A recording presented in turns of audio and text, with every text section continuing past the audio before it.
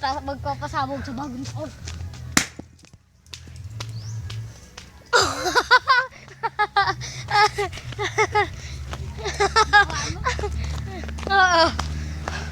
Subog eh. Popost ko to sa Facebook pag kami nagpunta Lucena. Ganito po.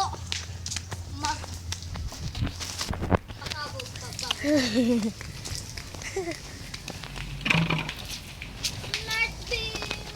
Ano daw? Yan, nagbibideo pa Ayun, yun. pasabog na. Nagbibideo pa eh. Ganun po magpasabog pag bagong taon. Di ba po? Ang lakas. Sabog ko yan. Koyate.